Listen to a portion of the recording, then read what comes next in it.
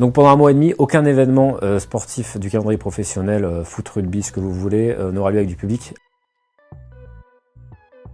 Le mot d'ordre, c'est le maintien du calendrier sportif tel qu'il est, c'est-à-dire éviter les reports au maximum, tout en respectant les mesures du gouvernement, à savoir la fameuse jauge de 1000 personnes, autrement dit un huis clos. La Ligue vient d'officialiser toute la tenue des matchs de Ligue 1 et de Ligue 2, donc de tout le foot professionnel à huis clos, jusqu'au 15 avril. Aussi pour les matchs de l'équipe de France, on aura du top 14 de rugby qui va avoir la même problématique. La ministre a parlé de 450 événements de dimension nationale jusqu'au 15 avril, sans public. En fonction de l'évolution de l'épidémie, c'est une date butoir qui peut évoluer, et c'est là où ça va devenir problématique. Je rappelle qu'il y a l'Euro à partir du mois de juin, avec un match d'ouverture à Rome. Rien qu'en France, il y a des compétitions importantes. Il y a un tournoi qualificatif de handball, par exemple. Il y a Roland-Garros. Toutes ces compétitions-là, aujourd'hui, elles sont pas encore sur la table.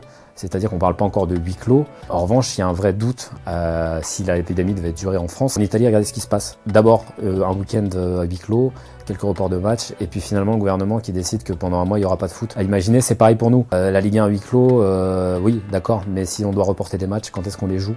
On parle de PSG Dortmund, qui va être le pré-match à huis clos. C'est à peu près pour le PSG 5 millions d'euros de pertes. Un match comme ça, sans spectateurs. Le Barça annonçait que Naples à huis clos aussi, c'est 6 millions de moins. Là, on parle de clubs qui ont un énorme chiffre d'affaires et qui peuvent peut-être surmonter la perte de revenus. Mais il faut bien comprendre qu'il y a des fédérations et des entreprises qui sont directement concernées et qui peuvent vraiment avoir des difficultés. Éventuellement, si cette période-là devait se prolonger, on imagine que la facture deviendrait considérable. Auquel cas, sans fonds d'indemnisation, il est évident qu'il y aurait peut-être pas des défauts de paiement, mais en tout cas des fédérations et des entreprises en grande difficulté dans la filière du sport.